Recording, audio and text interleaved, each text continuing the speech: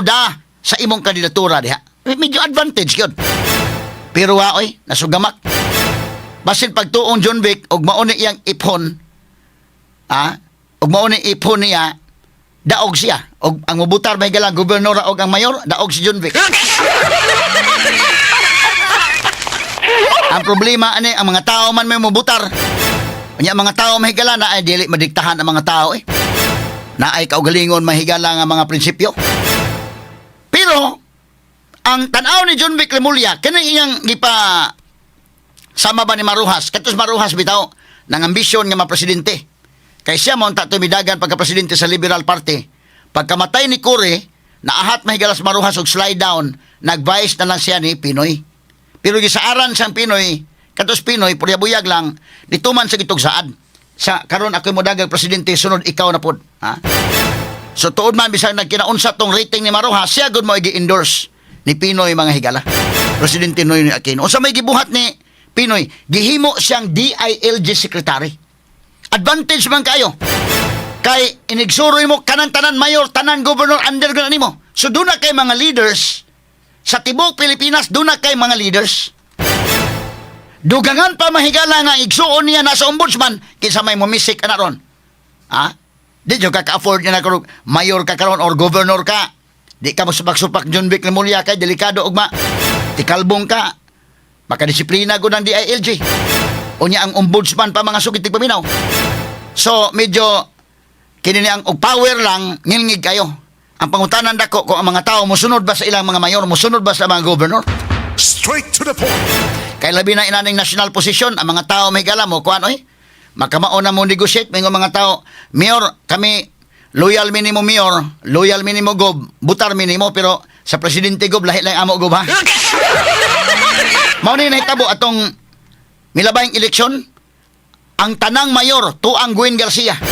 Usara ka mayor hanggang PAM, kanilang Durano, Mahigalas, Danau.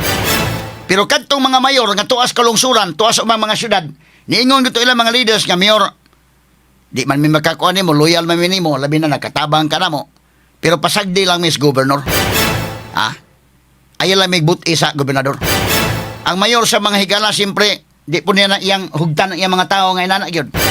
Muhugot sa siya mga tao sa iyang kaugalingon, pero iyon tangam tungod sa gobernador, labi pa nga mayor po, utos ang gikasabaan na gobernador ka dito.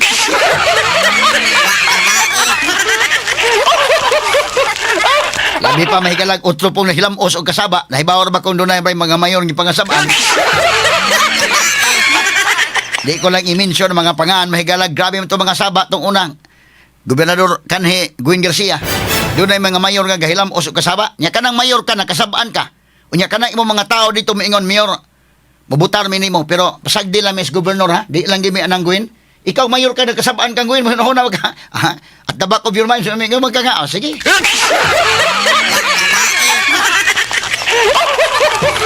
Mga ni sabti mahigala nga doon ay nakaistorya na ko nga doon na gani ubang mayor nga ni kampanya gani hinoon yung speaker. So kinis John Vic, umoy ang gisaligan nga DILG secretary sa karon plus yang igsuon si Buying mo'y ombudsman kuwang pa na. Masyakoy ka ng dapita, mapaliha kang Maruhas. Ang usaon ta kabutang nga malagmit dako og kahigayunan John Vic. Malagmit dako kahigayunan nga ang mga tao ba kay karon DILG secretary. Okay, ang tanan mayor mo sunod, why question? Tanan governor mo sunod, why question? Ang problema ang kinabag-ang katawhan. Di man mo sunod. Pero tanaw nako kung kadtong ilang istorya mahigala nga suburnuhan sila og panalitan, tinuod to niya iyang gipadakop, dakog chance sa mga tao mingon kana mo saktong tao. Di prinsipyo dai sayop dai ta sunong pagtuo nga dili tani. Naway kuan ni way integridad na ba? Dili sayop gyud. Malagmit nga si John Vic Remulla mo daog pagka presidente. Kung kining ilang gihimo-himong istorya og tinuod man galing ni mahigala pero mga taong duda man himo-himo na Matod pan John Vic Remulla gi-offeran siya 1 billion pesos. Og ang iyang igsuon nga si Buying 1 billion pesos. Aron kuno nga padangog to natong usa ka kontraktor, usa ka congressman, usa ka kontraktor nga na-involve sa kini ang flood control project. Wa kuno nila dawata. Kanang istoryahan bilib ang mga tao na in the LB. So, hingiga, no? 1 billion wa dawata. Nya kay wa dawata ang tag 1 billion nila. Sus ni offer na pagbalik. 2 billion ang i-offer. Matod pan John Vic, nasagmuyo ko niya igsuon nga buying. Wa ko nun nadawata ang tag 2 billion. Muna makaingon ka, makatuo ka ba anang istoryaha o kanang istoryahan John Vic charchara nila?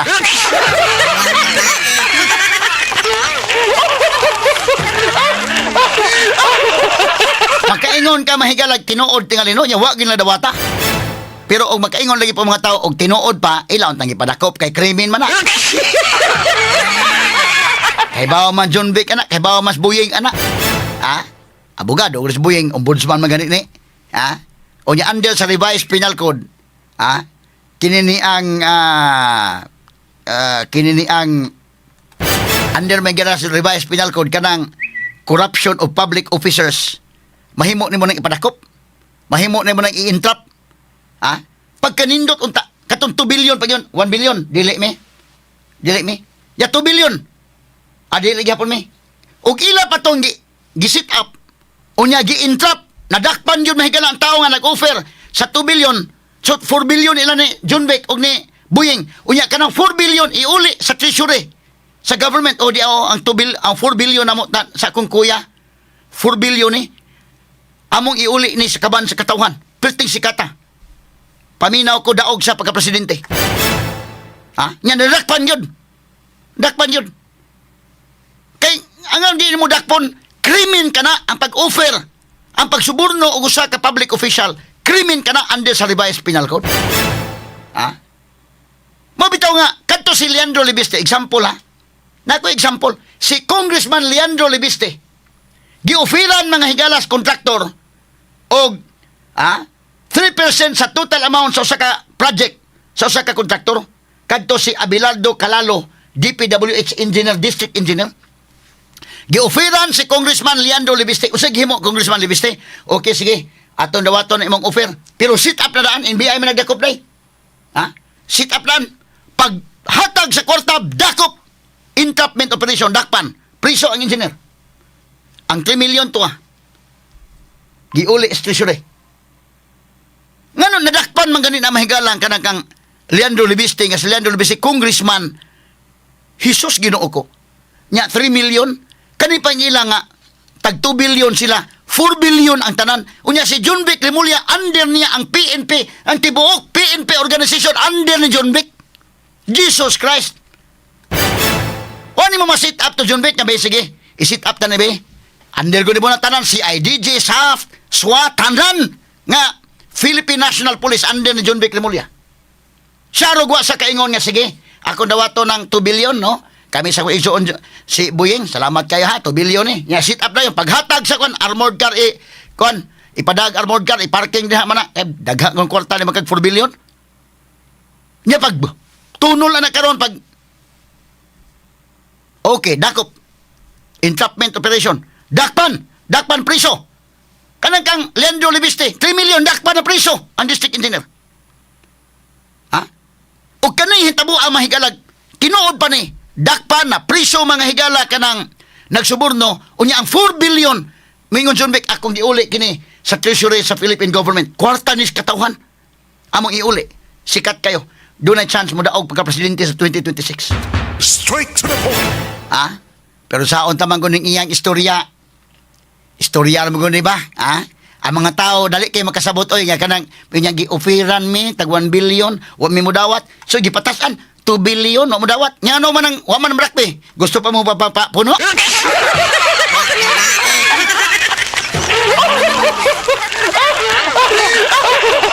Ya karon kay istorya raman fabricate nag mugna ra istorya mo ra man imong kwat.